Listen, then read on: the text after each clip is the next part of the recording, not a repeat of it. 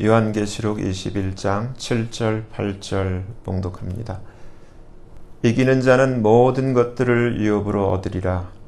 나는 저의 하나님이 되고 그는 내 아들이 되리라. 그러나 두려워하는 자들과 믿지 아니하는 자들과 흉악한 자들과 살인자들과 행음자들과 술객들과 우상 숭배자들과 모든 거짓말하는 자들은 불과 유황으로 타는 못에 참여하리니 이것이 둘째 사망이라. 아멘. 말씀에서 기도합니다.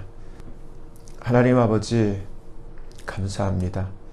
이 시간 아버지께서만 홀로 높임과 존귀와 영광을 받으시옵소서. 저희를 불쌍히 여겨주시고 긍휼히 여기시사 성령께서 친히 나타나신 바 되시고 말씀하시는 시간 되게 하여 주시옵소서. 아버지 앞에 모든 것 감사하며 맡기며 우리 주 예수 그리스도의 이름으로 간절히 기도하옵나이다. 아멘. 아멘. 최근에 여러분들이 오스카상으로 한국의 영화 미나리가 많은 사람들의 이렇게 지금 미국 사람들도 저도 미나리를 안 봤는데 우리 에나 티처가 환자 진료하면서 환자가 미나리에 대해서 얘기를 해서 우리 에나 티처가 그 얘기를 해서 한번 같이 본 적이 있어요. 돈 내고 다운로드 받아가지고. 근데 미나리 영화 중에 처음 나오는 그 장면에 어떤 이 젊은 부부가 아들 이름이 데이빗인데 데리고 닭공장에서 일을 하는데 닭공장에서 잠시 아빠가 이제 일을 쉬고 나와서 데이빗이랑 대화를 하는데 뒤에 굴뚝에서 연기가 나요. 시커먼 연기가 나. 그래서 데이빗이 저 연기는 뭐지? 그러니까 이 아빠가 설명을 해줘요. 병아리가 알에서 부화되는 것 자체도 참 힘들고 어려운 과정을 겪어왔는데 그렇게 진짜 병아리의 말 그대로 병아리들을 모아놓고 그걸 감별을 하는 거예요. 근데 뭘 감별을 하나 했더니 저도 영화를 보면 처음 알았어요. 암놈이냐 순놈이냐를 구분하는 거예요. 그래서 암놈은 사는 박스에 담고 순놈은 죽는 박스에 넣는 거예요. 저는 이 아빠가 데이빗에게 설명해 줄 때까지만 해도 그걸 잘 몰랐어요. 내 얘기를 하면서 저 연기가 뭐예요? 그러니까 순놈을 다 태워서 죽이는 연기야. 얘기를 해요. 그러면서 얘네들은 모이만 먹고 자라도 알을 못 낳기 때문에 쓸모가 없어. 가치가 없기 때문에 저렇게 다 태워 죽여. 저는 그 영화를 보면서 그 대사를 들으면서 손짓했어요. 그 굴뚝의 연기가 그런 의미를 가지고 있구나. 그러면서 병아리는 자기가 단지 순놈이라는 이유로 태어나자마자 알에서 부활하자마자 감별사의 손에 의해서 죽는 상자에 담겨지게 되면 그들은 다 불 속에 들어가요. 근데 지금 방금 읽었던 이 본문, 이것은 우리가 병아리는 유도 아니에요. 우리 정말 만물의 영장이라고 하나님의 형상대로 지음을 받은 하나님이 만든 이 사람이 불과 유황 속으로 병아리가 불 속으로 들어가서 태워지는 연기가 나타나듯이 사람이 불 속에 던져지는, 그것도 불과 유황으로 타는 못에 던져지는 것이 성경에 정확하게 기록되어 있어요. 근데 제가 그 대사를 들으면서 생각이 나는 게 많은 사람들이 병아리처럼 아무것도 모르고 이 세상을 살아가는구나. 오늘 패밀리, 가족의 달을 맞아서 정말 가족의 의미, 성경 안에서 무엇이 중요한가를 한번 생각해 볼 필요가 있다고 느껴져요. 이 세상 행복하게 사는 거 참 중요해요. 열심히 해서 무언가를 성취하고 성공하는 것도 중요해요. 제가 한번 이걸 글로 정리를 해봤어요. 그래서 빛의 가족, 생명의 가족이라는 제목으로 제가 아까 말씀드린 대로, 그래서 알에서 부화되어 힘들게 가까스로 병아리가 되었는데 감별사에 의해서 암병아리는 사는 상자에 담기고 숫병아리는 죽는 상자에 담깁니다. 저는 이 장면을 보면서 우리 모든 사람들도 저와 비슷한 과정을 겪게 될 텐데 대부분의 사람들이 병아리들처럼 아무것도 모르고 사는구나 라는 안타까운 생각이 들었습니다. 요한계시록 20장 15절에 보면 누구든지 생명책에 기록되지 못한 자는 불못에 던지우더라고 기록되어 있기 때문입니다. 병아리도 단지 순놈이라는 이유 때문에 죽음의 상자에 분류되어 불 속에 던져지는 것이 참 안타깝게 느껴지는데 인류 거의 대부분이 영원히 꺼지지 않는 불못에 던져질 것을 생각하니 참 마음이 아팠습니다. 성경에 의하면 우리가 사는 이 세상은 우리가 태어나서 잠시 머물다 가는 곳인데 거의 대부분의 사람들이 이 세상을 마치 영원히 살 것처럼 여기는 것 같습니다. 사실은 이 세상의 삶은 다음 영원한 삶을 위한 대기소에 불과한데도 말입니다. 안타깝게도 많은 사람들이 이러한 정보나 성경적 지식을 가지고 있지 않습니다. 그래서 거의 대부분이 생명 없는 좀비처럼 살다가 지옥으로 던져지고 결국엔 생명책에 기록되지 못한 생명 없는 자로 분류되어 불과 유황으로 타는 못에 던져져 그곳에서 고통 가운데 영혼을 보내야 하는 것입니다. 그러면 여기서 생각해 보세요. 다시 한번 가족의 의미. 난 몰라. 병아리가 몰라. 그냥 병아리끼리 재밌어. 앞일을 몰라. 전혀 생각이 없어. 근데 시간이 지나면은 미리 순놈으로 분류된 병아리들은 다 불 속에 들어갔지만 남은 병아리들은 그것도 해피엔딩이 아니잖아요. 지난번에 말씀드렸듯이 다 닭고기로 분류돼서 포장육이 되어서 진열되는 거예요. 근데 여러분 우리는 더 처참해요. 사실 패밀리 그냥 이대로 좋은가? 제가 왜 말씀드리냐면 오늘 이 계시록 21장 7절 다음에 8절에 그 중에 우리들 가족 중에 혹시 믿지 않는 자가 있다면 그들 불 속에 들어가는 거예요. 지금은 엄마, 아빠, 형, 누이, 오빠, 동생 다 이렇게 웃을 수 있고 즐거울 수 있지만 시간이 지나면은 같이 부화되어서 나왔는데 순놈이라는 이유로 아무 이유 없이 불 속에 들어가. 근데 아까 뭐라 그랬어요? 주님이 기록되어 있는 말씀에 두려워하는 자들, 믿지 아니하는 자들, 나머지는 얘기 안 할게. 믿지 않는다는 그 한 가지 이유로 왜? 믿지 않으면 어떻게 되는 거예요? 생명이 없어요. 우리는 내가 왜 생명이 없어? 심장이 팔딱팔딱 뛰고 아직 몸이 따뜻해 체온이 있고 맥박이 있는데 왜 그런 생명을 얘기를 하는 게 아니에요. 하나님을 닮은 영원한 생명을 얘기를 하는 거예요. 생명이 없는 자는 오늘날 헐리우드 영화에 나오는 것처럼 좀비랑 다를 게 하나도 없어요. 잠시 살다가 마치 꽃을 꺾어놓고 풀을 꺾어놔도 잠시 물속에 집어넣으면 잠시 살다 시들고 마는 것처럼 우리는 지금 생명이 없어요. 성경을 아는 분들은 우리가 생명이 없는 것을 깨닫게 돼요. 근데 생명이 뭐냐? 생명은 어디에 있는 거예요? 요한복음 1장에 중요한 말이 나와요. 태초에 말씀이 계시니라. 이 말씀이 하나님과 함께 계셨으니 이 말씀은 곧 하나님이시니라. 그가 태초에 하나님과 함께 계셨고 누구를 얘기를 하는 거예요? 예수님을 얘기를 하는 거예요. 만물이 그로 말미암아 지은 바 되었으니 지은 것이 하나도 그가 없이는 된 것이 없느니라. 그 안에 예수 안에 생명이 있었으니 이 생명은 사람들의 빛이라. 여러분 예수님 안에 생명이 있었어요. 우리가 예수를 모르고 예수를 받아들이지 않으면 우리 안에는 생명이 없는 거예요. 좀비예요. 여러분 병아리도 분류되듯이 사람도 이 세상의 삶이 끝나면 분류가 돼요. 딱 두 가지로 분류돼요. 사는 천국과 폐기되는 영원한 불못으로 분류가 돼요. 이 세상에서 여러분 성공했다?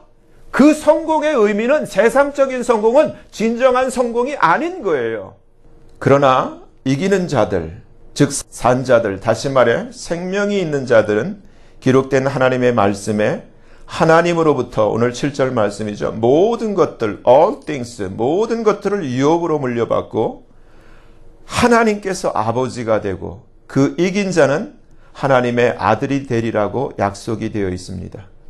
이 약속이 실현되는 순간부터 인생의 진정한 영원한 본무대가 펼쳐지는 것입니다. 제가 지난번에 산다고 사는 것이 아니고 죽는다고 죽는 것이 아니라고 말씀드린 적이 있는데, 흔히 말하는 이 세상의 성공이 아니고 또한 실패가 결코 실패가 아닙니다. 인생의 참된 성공은 예수를 믿고 생명을 얻고 하나님의 자녀로 거듭나 하나님을 알고 하나님을 아버지라 부르며 하나님을 경외하는 하나님 자녀의 삶을 사는 것입니다. 이 세상에서 아무리 많이 배우고 많은 것을 성취하고 많은 것들을 가지고 부와 명예와 권력을 지녔다 하더라도 생명이 없으면, 다시 말해 생명이신 예수가 없으면 그야말로 가치 없는 생명 없는 좀비로, 저 숙병아리만도 못한 비참한 실패자로 결국 지옥과 불못에서 영원한 고통의 시간을 보내야만 합니다. 인생의 실패는 패배와 좌절, 상실, 미완, 미성취가 아니라 창조주 하나님과 복음을 모르고 예수를 믿지 않고 생명 없는 가운데 오직 자기 자신 혹은 자신의 가족만을 위해 동물 같은 삶을 사는 것입니다. 우리 가족은 지금 빛과 어둠 중 어떠한 가운데 있는지요? 요한일서 5장 5절에 예수께서 하나님의 아들이심을 믿는 자가 아니면 세상을 이기는 자가 누구뇨라고 말씀하고 있고, 요한복음 3장 36절에는 아들을 믿는 자는 영생이 있고 아들을 순종치 아니하는 자는 영생을 보지 못하고 도리어 하나님의 진노가 그 위에 머물러 있느니라고 말씀하고 있습니다. 그러니까 우리가 지금은 병아리랑 달라요. 사람은 이 세상에 사는 동안 사는 상자와 죽는 상자를 선택할 수 있는 거예요. 지금 우리 패밀리 가운데 믿지 않는 자가 있다면 죽는 상자로 나아갈 수 있도록 내버려 두는 것은 그건 진정한 사랑이 아닌 거예요. 어쩌든지 사는 상자로, 천국으로 하나님을 아버지라고 부르며 하나님으로부터 모든 것을 유업으로 받고 정말 하나님의 자녀의 영광을 누릴 수 있는 사는 쪽으로 나아가야지, 이 세상에서 그냥 아무것도 모르는 병아리처럼 그냥 주인이 던져주는 뭐이나 먹고 이것을 행복이라고 여기면서 이렇게 지나다가 어느 순간에 마침내, 제가 그래서 적어놨어요.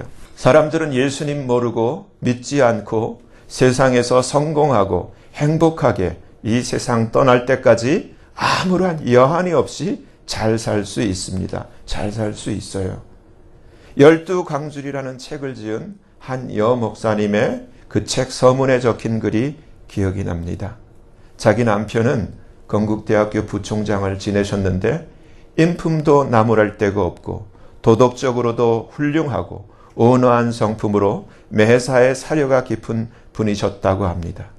자신이 사역을 시작할 때 교회도 지어주시고 물질로 후원하고 자신이 예수 믿는 것은 상관하지 않았지만 예수 믿으라고 하면 항상 나중에라고 말하고 믿지 않았다고 합니다. 그러던 남편이 어느 날 갑자기 뇌졸중으로 세상을 떠나고 말았는데 그 나중에는 자신의 남편에게 오질 않았다고 하면서 자신의 그런 남편을 가장 똑똑한 사람이었으나 가장 어리석은 사람이었다라고 책 서문에 안쓰럽게 쓴 것이 기억이 납니다. 여러분, 패밀리에 대해서 다시 한번 생각하세요. 같은 엄마 닭에서 나왔지만 똑같은 알로, 그러나 이 세상은 닭 공장에서 단지 순놈이라는 이유 때문에 한번 기도 한번 못 펴보고 불 속으로 던져지는데, 이 세상은 우리가 생각하는 것처럼 본무대가 아니에요. 잠시 마치 군인으로 치면 훈련병 훈련소에서 이제 본대로 배치를 받아야 되는데 우리 인생의 본무대는 펼쳐지지도 않는 곳이에요. 정말 우리가 복음을 안다면은 내가 산다는 것이 무엇인가? 그리고 정말 죽음이라는 것이 무엇인가? 그리고 진정한 성공은 무엇이고 정말 참다운 실패는 무엇인가에 대해서 성경적인 정리가 필요하고 확실한 이해가 필요해요. 그래야지 인생이 변해요.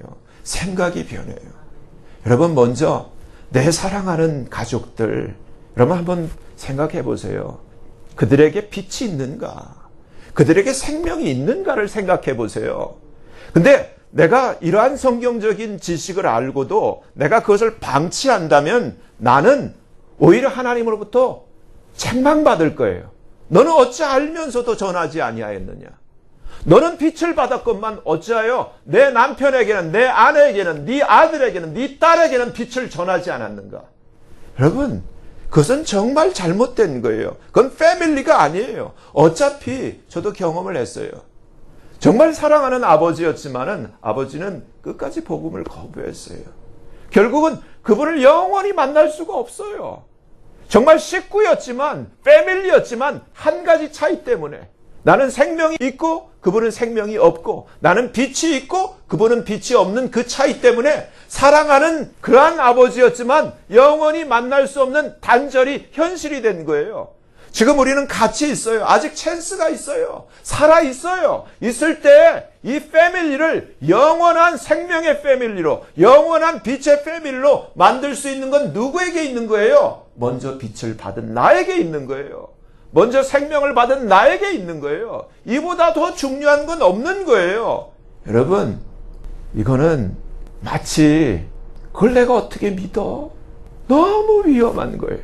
세상이 다 끝나고 내 삶이 시한이 다 지난 다음에 정말 병아리 간별사처럼 나를 심판하시는 그 하나님의 심판대 앞에 섰을 때는 늦은 거예요. 찬스가 없는 거예요. 그리고 이 건국대학교 부총장을 지냈던 이 여목사님의 남편처럼 나중에 하지. 그 나중은 오질 않아요. 지금 우리가 시간이 있을 때 정말 할 수만 있다면 전해야 되는 거예요. 그리고 생명이 있도록 정말 빛이 있도록 임해야 되는 거예요. 여러분 빛 중에 보면은 infrared light이라는 게 있어요. 적외선. 보통 이 가시광선은 눈에 보여요. 근데 이 infrared light은 이 파장이 길어서 700 나노미터 이상이 지나가면은 눈에 보이지가 않아요. 근데 이 빛은 분명히 더 밝고 더 아주 좋은 빛인데 사람 눈에 보이지 않는다고 빛이 없는 건 아니잖아요. 예수님이 우리에게 생명이 되셨을 때 우리에게 빛을 주세요. 근데 제가 이 말씀을 놓고 생각을 하니까 그래요. 진짜 주로 생명이 있는 사람에게는 적외선과 똑같은 효과가 있어요. 사람을 죽은 사람과 산 사람, 예수가 있는 사람과 예수 없는 사람, 생명이 있는 사람과 생명 없는 사람, 빛이 있는 사람과 없는 사람을 겉으로는 알 수가 없어요. 근데 이 원적에서는 특징이 있어요. 따스함이 있어. 원적에서는 쬐면은 빛은 눈에 안 보이는데 하면 따끈따끈하고 뜨거워. 이것이 사람을 힐링을 해요. 예수님도 똑같아. 사람들은 예수를 몰라봤어요. 그분이 창조주 하나님인 줄을 몰라봤어. 빛이 어둠에 빛이 돼 어둠이 깨닫지 못하다라는 것처럼 몰라봤지만 예수 믿는 것도 마찬가지예요. 진정한 예수를 믿고 생명을 얻고 거듭난 사람은 삶이 틀려. 원적의 선처럼 사람들에게 그 따스한 온기처럼 복음의 향기와 복음의 열기를 전해주는 사람들이에요. 살려내는 사람들이에요. 여러분, 우리 가족들이 이러한 생명의 가족으로 새롭게 돼야 돼요. 이러한 빛의 가족이 돼야 돼요. 이 어둠의 세상에서 하나님이 우리를 살려내시고 빛의 자녀가 되게 하신 이유는 이 세상에서 우리가 이 빛을, 생명의 빛을 비추라는 거예요. 우리 가족부터 살려내야 돼요. 내 사랑하는 가족 그 누구도 이처럼 불과 유황으로 타는 이 못에 영원히 분류되는 그러한 비참한 이러한 비극을 겪지 않게 우리가 기도하면서 이들을 어쩌든지 생명을 얻도록 빛을 얻도록 우리가 그러한 전도자의 사명을 우리 가족에게부터 먼저 실천을 해야 돼요. 그리고 내 주변에 사랑하는 모든 사람들, 내가 닿는 모든 사람들에게 이 빛을 전해줘야 돼요. 이 생명을 전해줘야 돼요. 그래서 우리 가족들 모두가 전부 천국에서 영원한 생명의 패밀리가 되고 영원한 빛의 패밀리가 될 수 있도록 여러분들이 먼저 이러한 주님의 생명을 받은 자로, 주님의 빛을 받은 자로 전도자라는 그 자기의 사명을 잊지 마시고 우리 가족을 위해서 기도하는 그런 모든 빛의 패밀리가 되어지기를 예수님의 이름으로 간절히 축원합니다. 기도할게요. 하나님 아버지 감사합니다. 계시록 21장 오늘 본문으로 주신 7절과 8절에 병아리는 초이스가 없지만 우리는 사는 상자와 죽는 상자를 우리 스스로 선택할 수 있는 그러한 선택권이 주어져 있는 이 하나님의 은혜 앞에서 이기는 자는 하나님께서 모든 것을 유업으로 주시고 진정 가장 높으신 가장 부유한 가장 지혜로우신 하나님이 정말 우리의 하나님이 되고 우리는 그분의 자녀가 되는 이 놀라운 약속을 주셨습니다. 그러나 정말 두려워하는 자들과 믿지 않는 자들과 가증한 자들과 살인자들과 정말 이러한 자들로 분류될 때는 영원히 풀과 유황으로 타는 못에 영원한 고통에 처해지는 것을 우리에게 분명히 말씀하셨습니다. 하나님, 우리에게 선택을 할 수 있는 여지를 주셨는데 아버지 우리 가족들 정말 이기는 자가 될 수 있도록 정말 생명 있는 자가 되어줄 수 있도록 하나님의 빛을 소유한 빛의 자녀가 되어줄 수 있도록 하나님 우리의 가정을 구원해 주시옵소서. 우리 모든 가정이 생명의 가정, 빛의 가정 되게 하여 주시옵소서. 예수님 이름으로 감사하며 간절히 기도하옵나이다. 아멘.